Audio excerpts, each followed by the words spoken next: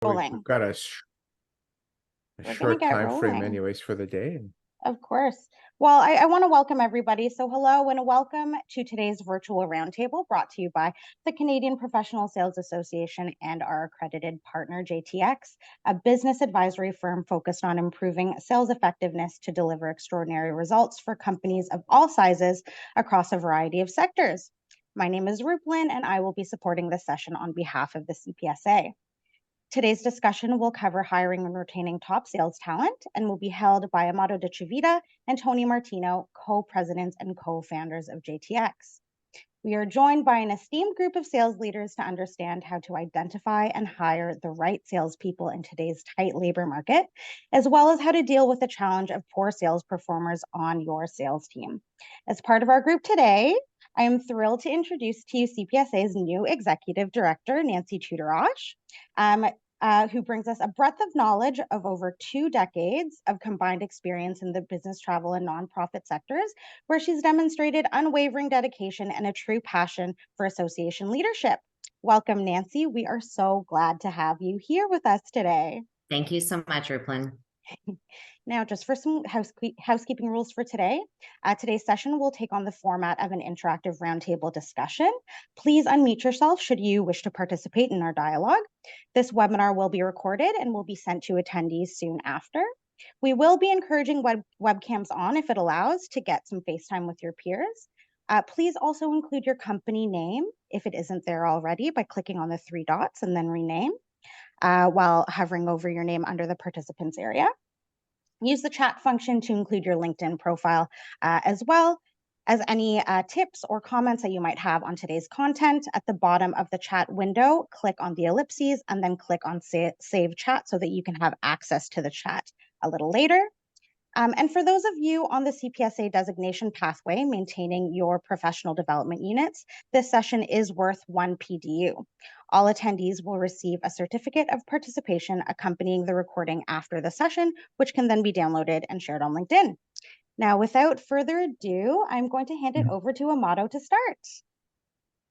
Great, thank you, Ruplin, and good morning, everyone. On behalf of the CPSA and of JTX, of course, welcome to this morning's Sales Leader Forum, which should be very, very interesting. My name is Amato De Civita, and I am one of the 2 principals of JTX, and my business partner and also president of JTX is Tony Martino, and you'll be hearing from him shortly.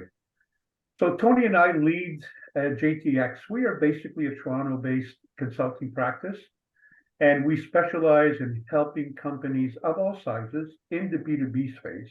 We help them recruit and train their salespeople. So without further ado, certainly if you have any questions, you're welcome to direct them our way.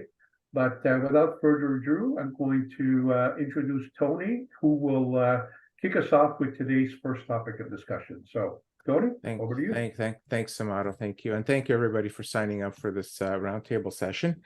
So we're going to run today like an executive level peer group. So that means we're going to be looking to you to share some of your challenges with the group. And hopefully the discussion that we have together is going to generate some ideas that you can take back to your business and try those ideas out. So we have 2 areas that we'll be talking about today.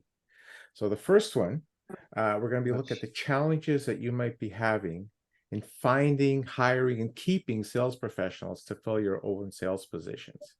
The second, we're going to look at how you handle poor sales performers. So unfortunately, these 2 things are tied because, as you're dealing with poor sales performers, sometimes you might end up in a position where you're creating more open positions, possibly. And but let's see where the discussion takes us, and again, hopefully you'll get some information, some knowledge shared by others that you might be able to take back to your own places of business. So I'm just going to look here. I wanted to start with a couple of stats. So according to a recent CPSA study, I think it was a year or so ago, there are about 1.2 million sales positions in Canada. That makes up almost 7% of the Canadian workforce. That's a pretty big number. About 400,000 of those sales positions are in the B2B space. and which is probably where most of the people here are playing in. Okay, big number. Here's another big number.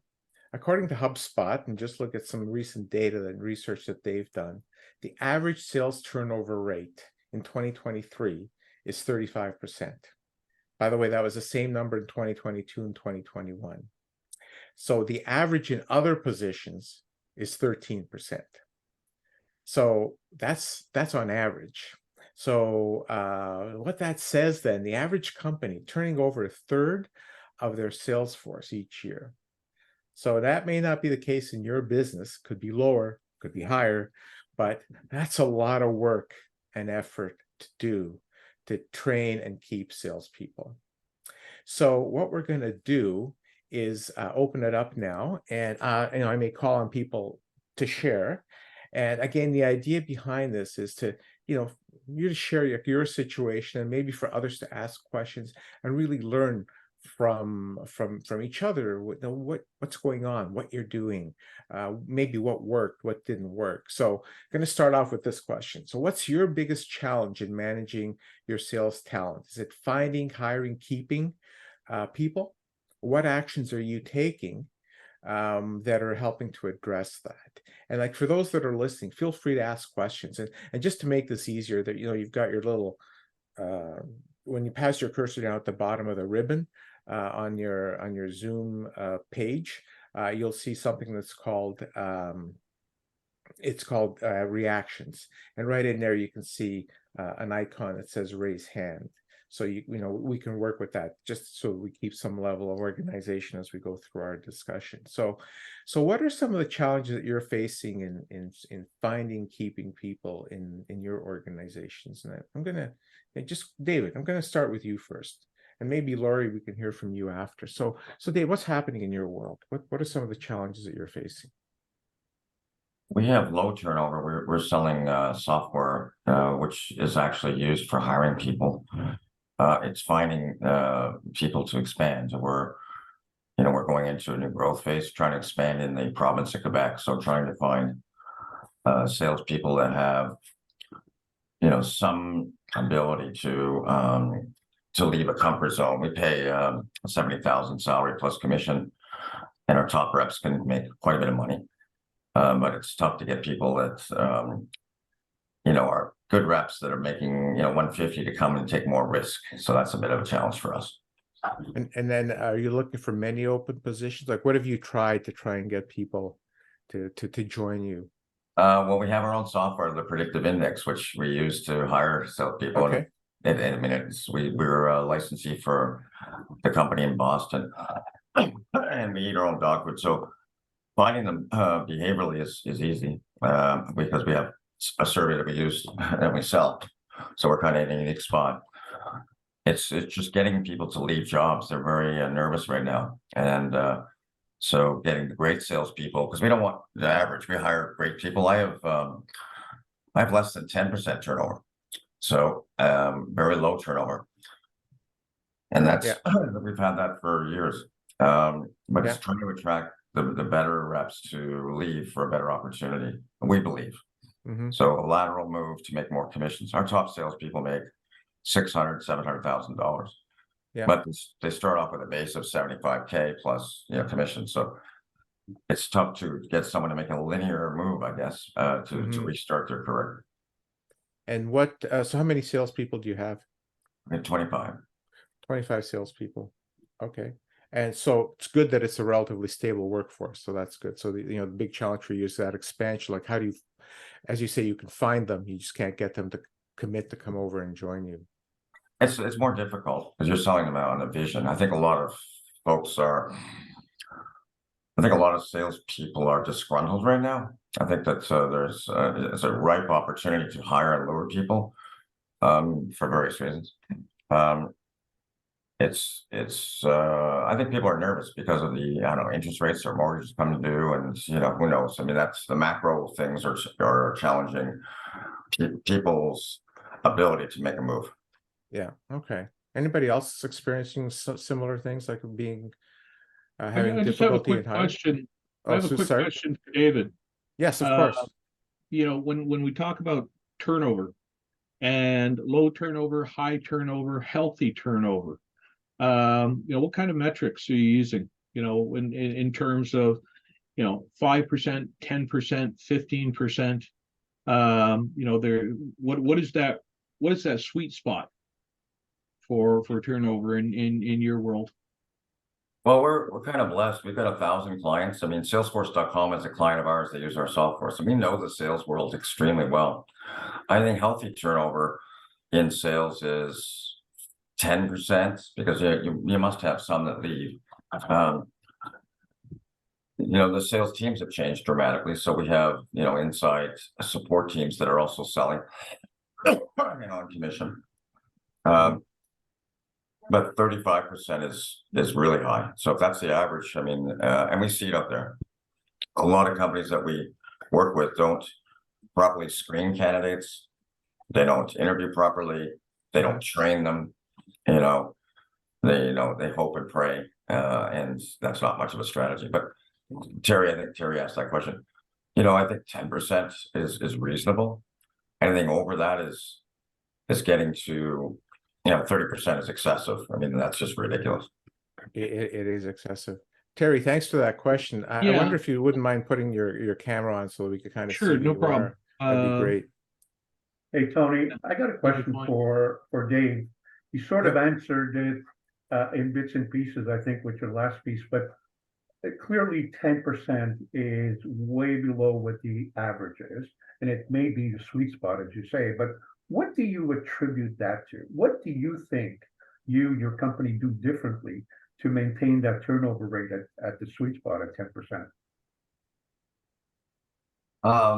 I feel like I'm being interrogated, but I love it. It's great. It's my favorite subject matter. So I think that we have, I'm ex-Microsoft. I was not to brag, I was one of the top salespeople there at Microsoft, was under Frank Clegg. And from Microsoft, we had a culture of fun. So, we have sales contests. So this month, we're having an Opus Wine sales contest, and we have one, every other month. We invest in their training and development. We, really understand the salesperson because we have dynamic software, the predictive index that tells us how to motivate them, how to coach them from their world. And we take lessons from the world of sport. I mean, we have the Tampa Bay and Detroit and the NHL that use our software. And I've experienced, how NHL coaches and GMs see analytics as a new way of motivating millionaires. So if you think about your salespeople as, assets, how much time, effort, and energy are you going to spend with each asset to motivate them from their world? At Microsoft, they did a great job. I mean, the salespeople were treated extremely well, and not as a commodity. And when people are treated well from their world, they'll do more, they'll work more, and they'll have more fun.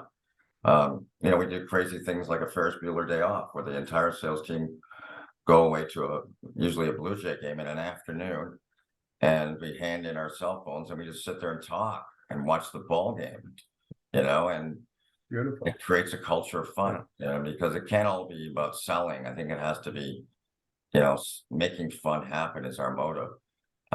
And when you make fun happen, people tend to work harder for you. Yeah, no, that's great. And I mean, that 10% really is remarkable in the sales world. I mean, I appreciate that you've got some good knowledge of that world, but that is very, very good. And the best that we've seen, are hovering around the 20-ish level. So very good at being able to keep that 10%. So that's great. Yeah. I'm just going to see if I can get some input from some others. So I'm going to flip over to the other side. Actually, Lori, I think I had asked you for your thoughts. What are some of the challenges? Are you seeing some of the things that David is seeing, not being able to bring people in, being able to hire, or are you seeing high turnover that we talked about earlier? Like, what's the state of your world look like? So I'm in the hospitality industry, and that is currently presenting some challenges in the labor force ongoing. From a sales perspective, we are finding it challenging to find qualified talent. So retaining, we're okay. Finding, like to add to our team, that's very, very challenging. Some people have left the industry. for greener pastures, the grass is not always greener on the other side. Once you have the hospitality bug, it's a little difficult to get out of it. Yes. Yeah, so that's pretty much the biggest challenge, finding qualified talent. Unfortunately, I the saw Nancy industry- nodding there on the, yes. Sorry. Unfortunately, the industry does have a history of not paying quite well, and that has changed throughout the pandemic. But again, finding the qualified talent is the most challenging part. What have you tried?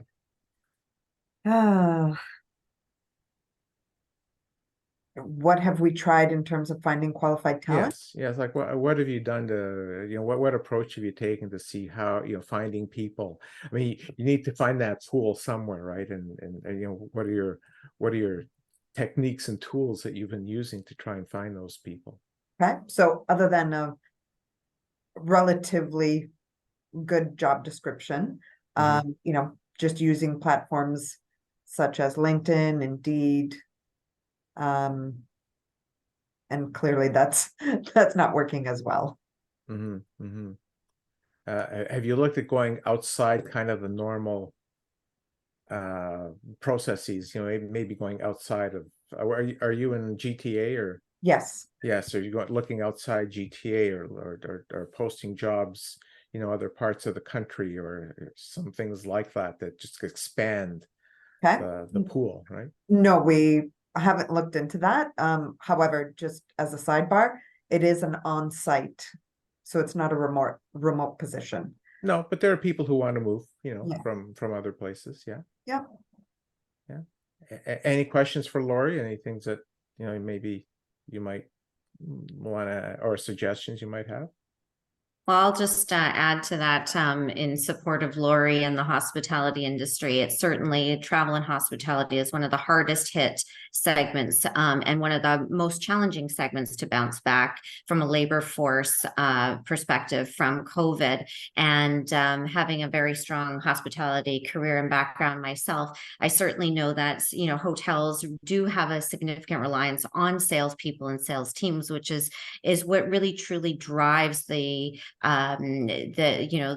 revenue generation for hotels at a big level with their corporate accounts. And so if you are in a situation where you've had a vast departure of talent from an industry and the hotels are now in a position to restaff up and rebuild, but the talent pool isn't there anymore, you're really challenged. And so I think the hardest thing is, and Lori, I'm sure you're experiencing this all the time, is even trying to have conversations and interview individuals that are coming from different sectors, not having had hospitality experience. It's a really challenging interview process to find those candidates that would be suitable for the roles, because the hotel sales position is sort of a different type of sales role than one would perceive a typical sales role, for many corporations in Canada. And to Lori's point as well, pay scale is different. Being on site, you're not necessarily remote. So there's a lot of nuanced challenges in the hospitality sales space. Well summed up. Yeah. How big is your team, Lori? How many people? Right now we are 7. 7 salespeople? Okay. And the hospitality industry, as you say, I mean, we've all experienced going to hotels or restaurants and not being able to get the level of service because of staffing challenges. So for sure. Well, it's interesting. So we have David Leahy on one side of the screen who is able to find people. It just can't convince them to come over. And I think, Lori, you're saying you're actually having trouble finding people that you can even talk to and get them. So we need to maybe, marry you two somehow in terms of some of the things that David's doing that might help you. And okay. So here's a question for anybody to answer is, Yeah. where'd everybody go? Where'd everybody go? I don't recall, this situation prior to the pandemic. Did everybody spend the time upgrading themselves and move into a different industry, or Yes. because this is a universal problem. And it's not limited to sales. It's not limited to any particular industry. Everybody is having trouble finding qualified individuals. Yeah, no, that's a very good point. Very good point. Yeah, there's been a complete reevaluation of, personal requirements, personal happiness, personal objectives, which has played greatly into into the professional space, whereas people are redefining their goals, their objectives, their level of sacrifice, and, leaving industries and maybe joining industries where they can have a little bit more flexibility, more hybrid or remote work positions, even perhaps at a lower salary, Mhm. Yeah. right? So a What- yeah. complete reevaluation of goals and objectives. I mean, that's a So- very good point, and you see a lot of situations where balance has become more important. COVID's kind of put life in perspective for many people, and to your point, Lori, they've just changed their perspective on what's important to them, and maybe less important spending 12 hours a day at a job and doing some things that are different. David, I see you were going to say something. David. Yeah, one of the thoughts that we may want to think about as a team here at this meeting is I'm not sure if anybody is using analytics, but we hired a guy from Serbia, thick accent, big tall drink of water, who's working at Tim Hortons of all places. But he had the right behavioral profile and cognitive agility, and we knew we could train him up. And he was, what we call the skinny resume. He had never been in sales before, but he was assertive, he was persuasive, he had empathy, he had a lot of energy.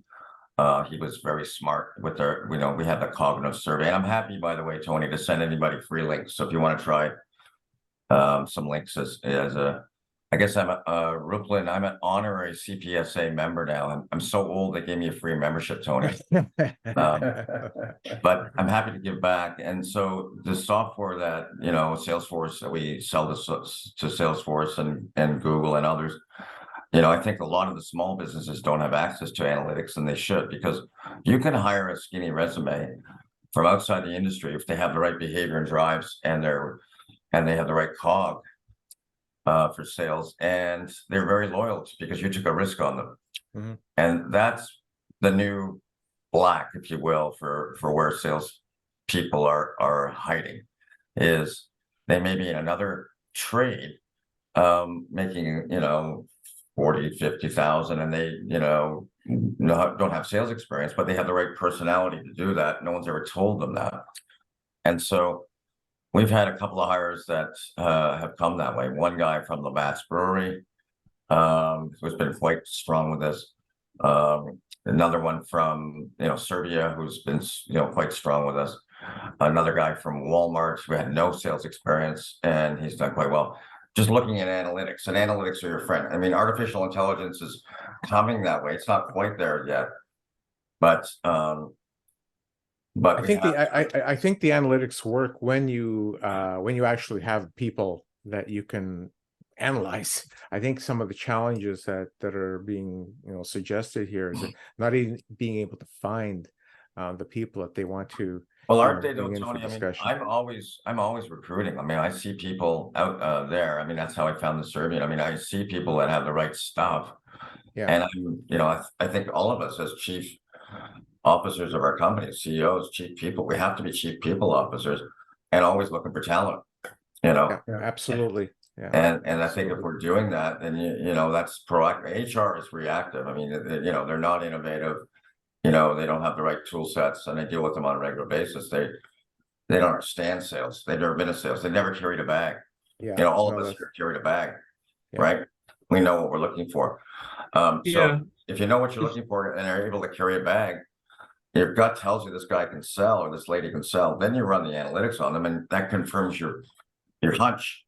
And then it's worth taking the risk to train them up. But that's been my experience. Okay, no, that's great. Yeah. Yeah, well, Somebody and was- what Terry, you're talking about, David, is absolutely right. In that you find salespeople in the strangest places. It's the transferable skill sets that they may develop in one industry that is useful in another industry. right? I keep saying that if you've got the interpersonal skills, if you've got the wherewithal, now you can sell anything, right? Learning about what you're selling that's straightforward. You don't learn some of the soft skills that people come equipped with, or it takes a whole lot longer to develop those skills. But I think that's part of the challenge here as well. Is, you know, I'm in the laboratory industry. We do environmental testing. We're a network of laboratories across the U.S. I just happen to be in Canada. We haven't bought a U.S. or a Canadian lab yet. So, but the point is, that's very focused. Like I say, when it comes to sales, if you've got the soft skills, if you've got the transferable skills, you're competing with a number of industries. And the other, in fact, I was just talking about this with our executive. You know, when it comes to competition for staff, and looking at looking at wage gaps. If you do a salary survey, you can no longer focus on your industry. You're competing with other industries. Absolutely. If you're paying somebody $25 an hour, and then Amazon sets up shop down the street and they're paying $35 an hour for a job that you go in at 9, go out at 5, shut your brain off after 5, a lot of people are going to take that. Yeah, no, that's absolutely right. Yeah, you have to have that picture of the you know, the bigger world around you for sure. Yeah. Thanks, Okay. Terry. David, I Good saw you point. unmuted. David Matroni, you unmuted yourself. I mean, what might comment there? No, I was actually listening to everyone. I think the one we would closely echo would be David. So we're capable to find the talent. Convincing them or bringing them on board and making that jump seems to be the difficult aspect. There's definitely apprehension that we're seeing where salespeople seem to be, they want to make the move, but also seem to be afraid to take that jump and go into the unknown.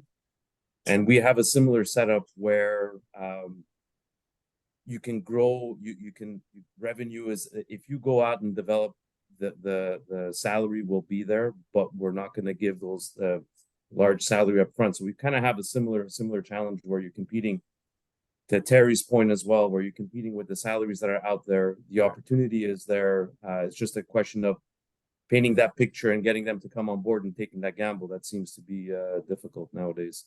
Okay. Yeah. Okay. That's good. And how big is your sales force, Dave? We're a small group right now. We're a group of 6, 6. trying to bring that to about 10 by the end of this year. Yeah. Okay, yeah, so that's interesting as well. Rico, how about you? Anything that you have to share with the group in terms of what's Good morning, happening in everyone. your world? Similar to David and Lori, yeah, my sales team is also 7. My biggest challenge, finding new staff is a challenge, but I'm only doing that maybe once a year, once every couple of years. I've got a loyal, a seasoned sales team that's been there a long time. I think my biggest challenge is more keeping them motivated and not complaining often about the situations that they have no control over. So that's my biggest challenges are since COVID is having to restructure how to keep them motivated, how to keep them engaged with other staff, and constant reaffirming their position and how they're doing things. So Do you that's the manage biggest them, challenge. Rico? Are you Yes. their sales manager for all intents and purposes? Actually, just this year, a few months ago, I hired a sales manager also. Okay. So he's been guiding and helping myself too. But I think the biggest challenges has been the keeping them motivated. That's the biggest thing. Okay. Yeah, anything from supply chains. We deal with electronics, commercial electronics.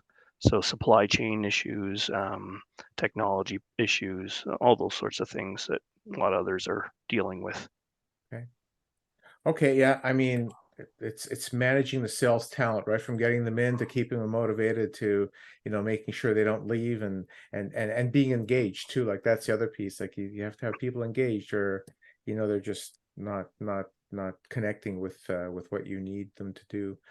Real quickly, Dan or Rafael, maybe Dan first, anything to add before we move on to our next topic? Yeah, good morning, everyone. So we have the same issue. We're a small company. There's about 2 sales rep, but we're growing. We're adding 2 new person. So we've been in the hunt for about 2 to 3 months now. We can't find the right candidate. So same issue with Lori. Yeah. Yeah. Okay. Okay, so that's again, and you're looking in places that Yeah. are going to help. Yes. Okay. Yeah, we're based in Calgary, and then we expanded our search. There's some applicants coming from uh, Toronto, Nova Scotia, and we're also using some questionnaires or AI that we hired. So yeah, but still we still can't find the right person. Okay. Yeah. Okay. Well, you know that as David Leahy said, you've always got to be recruiting. So, one of the things that's difficult is you can't be recruiting when you need people.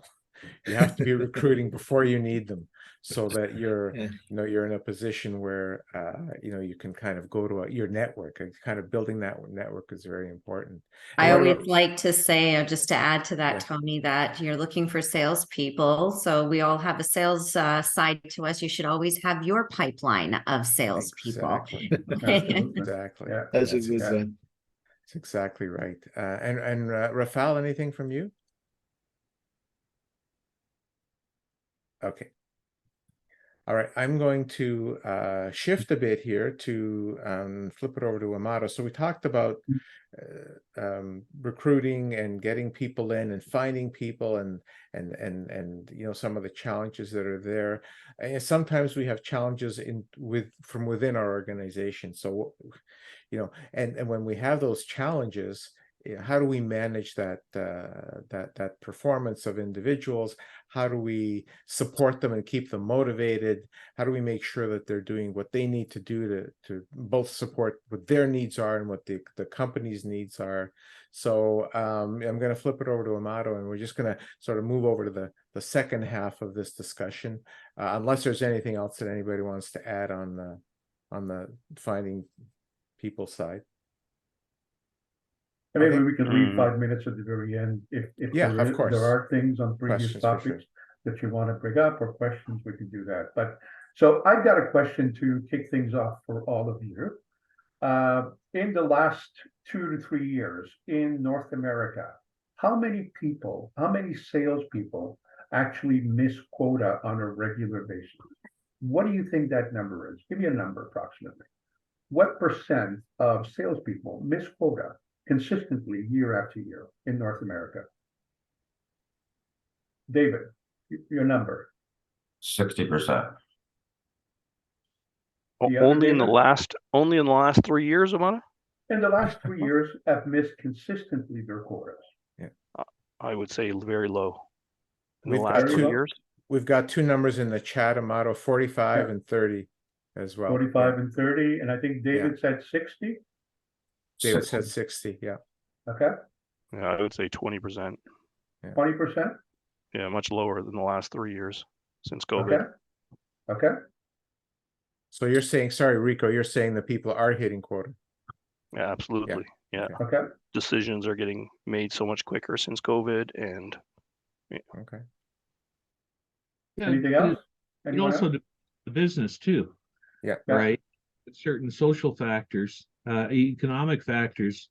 I mean, you look at property redevelopment right now, it's people are sitting on their wallets, right? Yeah. Because they're watching interest rates, they're looking at supply issues, things like that.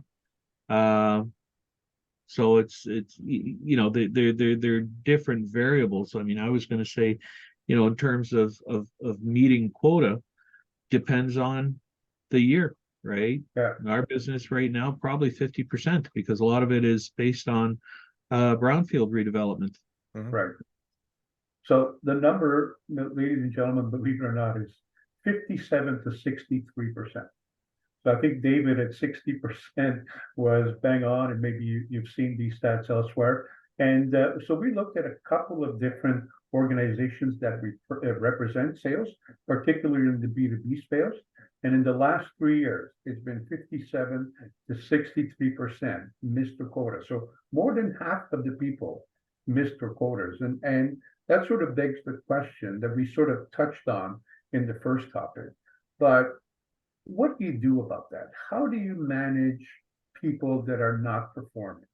A non-performing sales rep, because of the nature of the person, because of the nature of most of their comp plans, is unhappy, is in trouble. So what do you do? How do you manage non-performing reps? What's your sales management process to manage those people and hopefully put them back on the right track? Lori, let's start with you. Mhm. Ongoing coaching and mentoring sessions, trying to uncover what the root problem is. Is it Okay. the unavailability of tools? Is it, perhaps a revisit of time management skills? Yeah, So coaching. So you go next level of coaching and get inside Absolutely. their activities and understanding what they're doing, so that you can help diagnose what the issue may be. correct.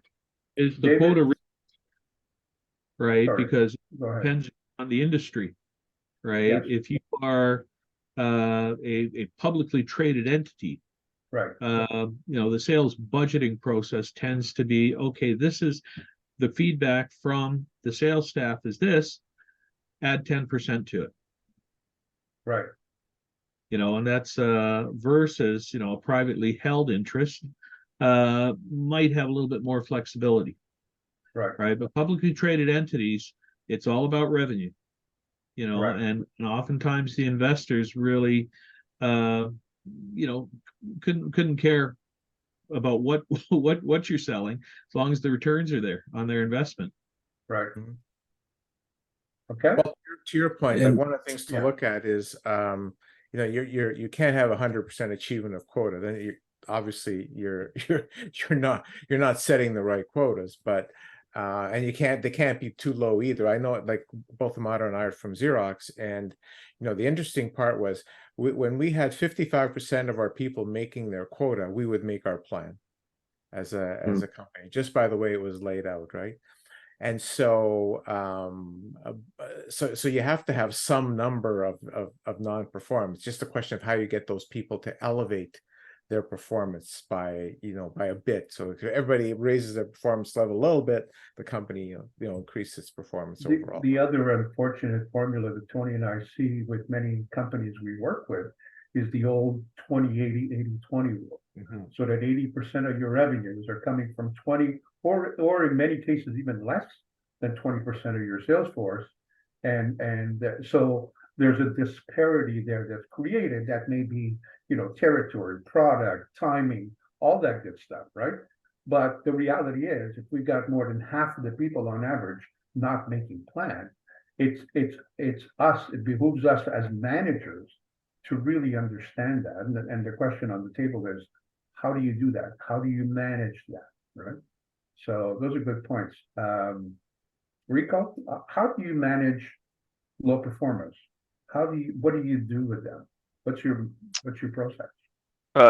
Just to go back to my internet went out. I don't know why, but Amada, what was the percentage? I didn't hear it. 57 to 63%. So that over much. half, over Wow. half of salespeople in the B2B space in North America in the last 2 years have missed their quota consistently. Oh, wow. Okay. I Yeah. thought I work for a big Japanese corporation, and the constant questions are really analyzing why. So that's Right. really what I've been conditioned for over a decade to understand why, helping them understand why, and as long as they understand why, then we can come up with situations or things to combat with that why. Why are the sales up, or why are the sales down on both sides? So it's constantly understanding why on a quarterly basis, on a sometimes even weekly. So your approach is more to do an analysis, a sort of a cause analysis of why that is happening. Often, You know, yeah, compared really to- understanding what are the reasons these particular customers are down, or why these particular customers are up, and if they're up, how can we replicate that to other customers? And what are the situations in the environment or the market or the product or whatever it may be, on why is it affecting the sales to go down, and same thing up. So more it's constantly attention and analysis to the customers and to their market, as opposed to the individual and the behaviors and the motivators Oh, of the absolutely. individual, right? Yeah, absolutely. Yeah. Okay, Yeah, and the product. Why is that product up or down? right. I'm curious, David Lee, what's given your philosophy around, low turnover, high motivation kind of an approach, how do you deal with low performers? I think it's proactiveness. First of all, you have to hire the right ones. If they have the right drive, they have, we have models. We have models we study of what our top performers look like. So that's a big advantage. But what's the size of their pipeline? We do a lot of work with pipeline management. We know that they have to have 5 times coverage in the pipeline. So if they're going to sell $100,000 of software, they have to have 500,000 in the pipeline.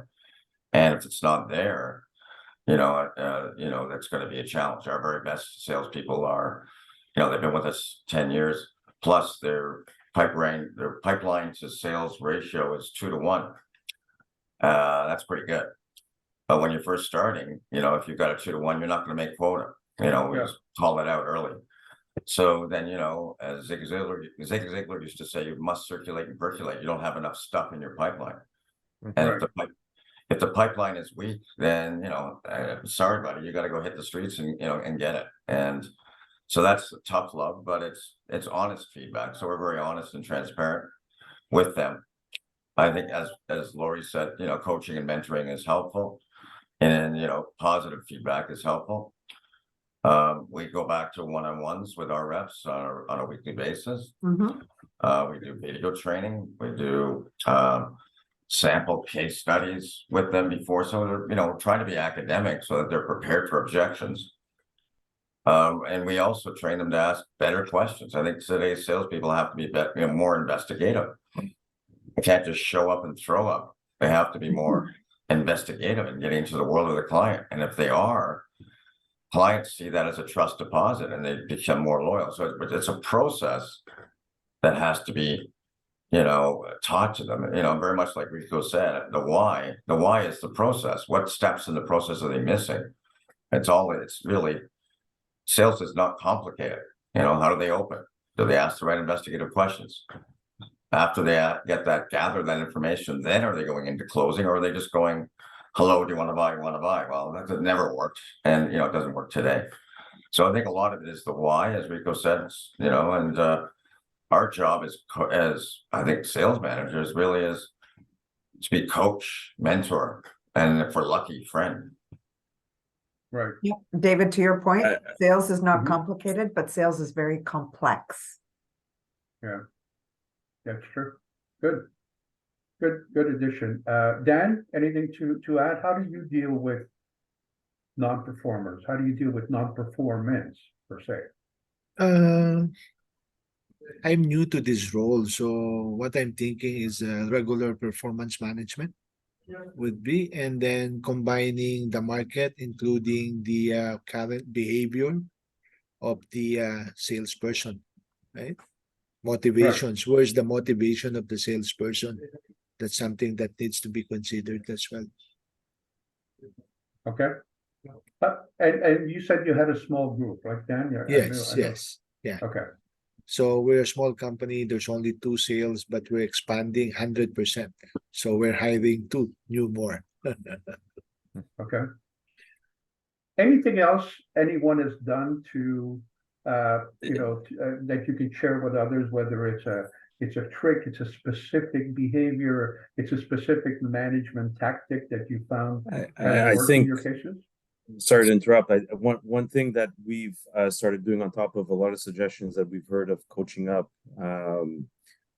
is also getting to know what their personal goals are, because a lot of that motivation does come from personal goals. And what we've seen, or what I'm seeing, is that if there's a lack of personal goals, it's also hard to motivate someone who can't motivate themselves.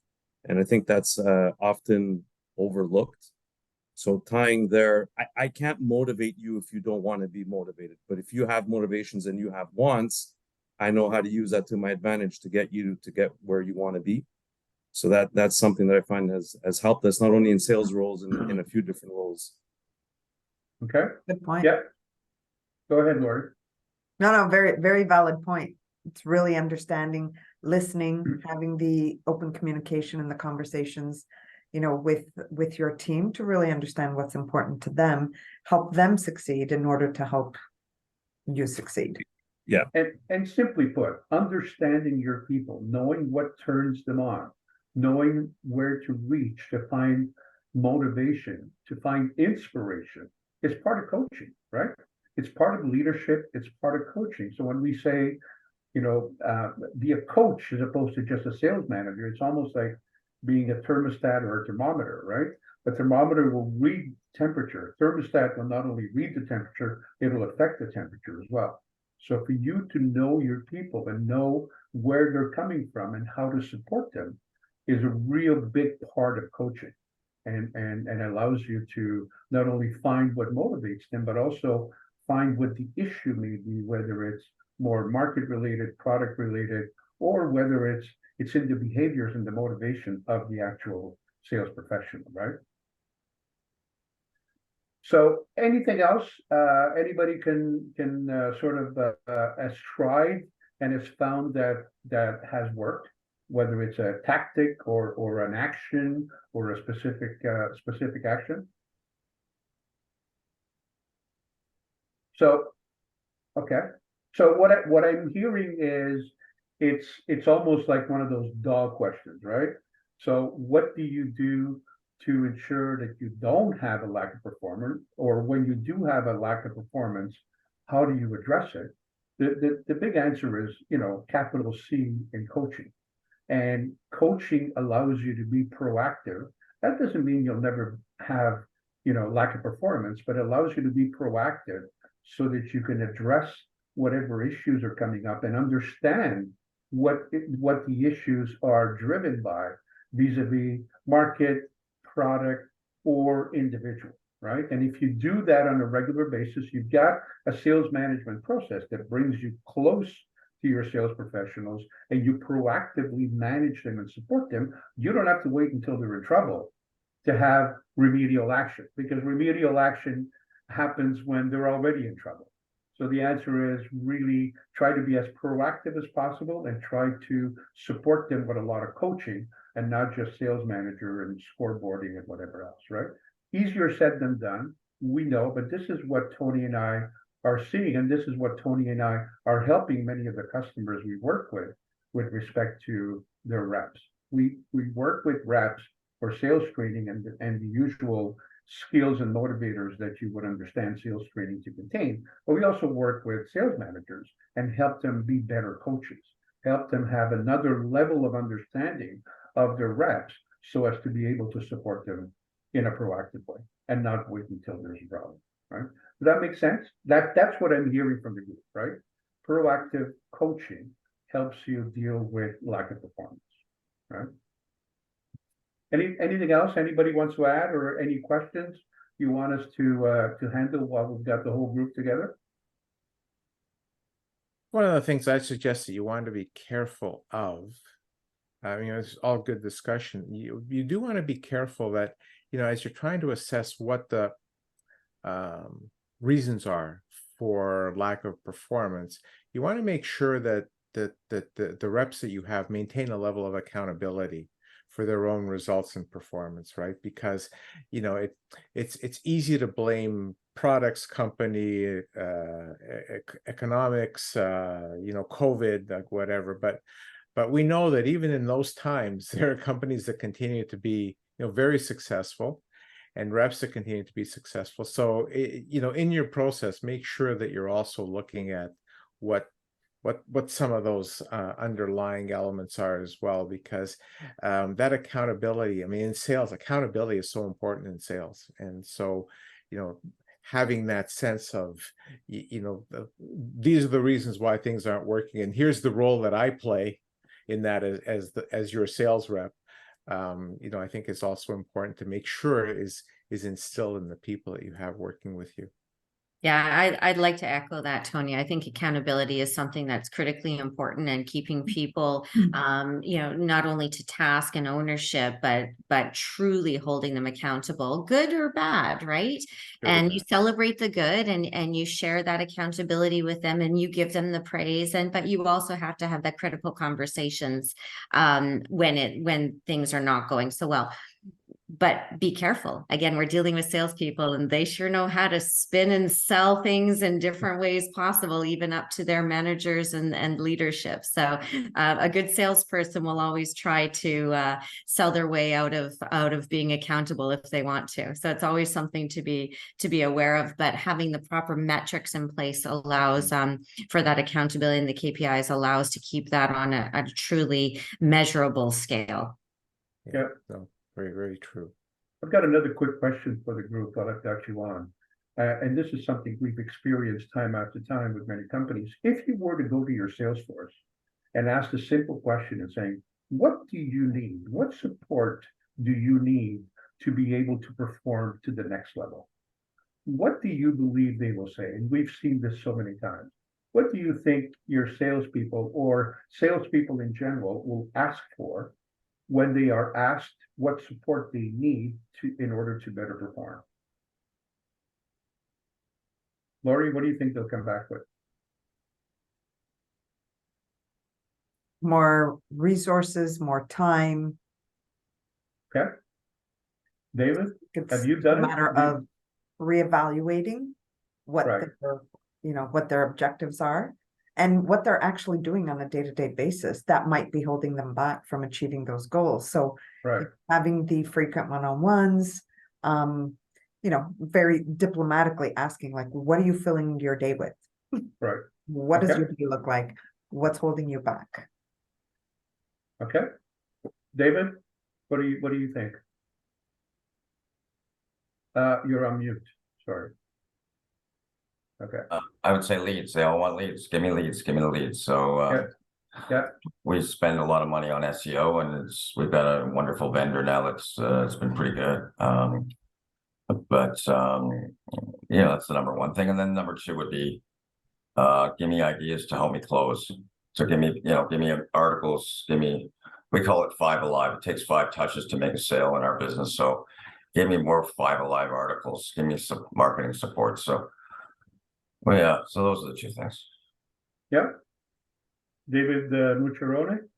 It's everything everyone's saying sounds quite familiar. Like, I ask that question quite often, and it's leads, more support, more resources tend to be on the top of the feedback that we get.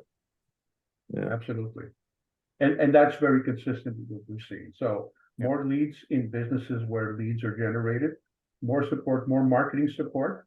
A lot of people will say, give me back some time, right? Take some of the admin tasks off of my hand so that I have more time to have face-to-face activities with my customers, right? It all sounds familiar. By the way, none of them will come back and say, give me better training, give me better skills, support me with better skills. Although sometimes that's what the answer is. It's having the skills to be able to accept accountability, having the confidence to accept accountability and stop to blame the economy and the industry and the market and whatever. But they'll never come back and say, help me with more support. Most of the time it is, give me some time back, give me some better leads, give me some better marketing support, right? Okay, Amato, That's the usual. I guess we're at 11:57, Okay. 11:58 now, so I just want to make sure that we respect everybody's time. Yep. And we were set to wrap up at 12. So, great discussion, everybody. Thank you. And we're going to let the Ruplan wrap up in a second. But just one thought for you all. And if you found this useful and you want to continue it and come back together as a group at any time, I think Ruplan's going to send out a note. And we can certainly do that. Like, we're happy to facilitate another discussion, maybe another topic related to sales. So we'll kind of, flip that over to you all, and you can let Ruplan know if that's of interest to you, just as part of the CPSA processes.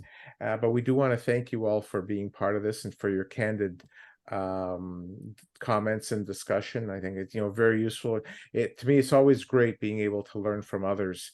And there's that great opportunity where, sharing practices, is so important for us to get better at what we do in our own businesses. So thank you very much, everyone, for very your much appreciated. participation. Yeah. So Ruplan, I'll flip it back to you. Huge thank you to this group. Honestly, it's been a while since we've done this roundtable format, but I do want to know how you all took today's format. So there will be a survey coming up. If you could please just let me know. We want to make sure that these formats serve you and are valuable to you. So that feedback is very, very well welcomed. And as you know, our fall is looking very packed for our virtual events. And so I'd love to see you all there. I'd love to see these familiar faces. Those are over at cpsa.com/events. Thank you. Huge thank you to everybody today, and wishing you all great success. Thank you. Sales Thank you. success. Thank you, Thanks everybody. again. Thank you. Have a great day. Thank you, everybody. Thank you. Take Thanks. care. Bye-bye. Take care. All right.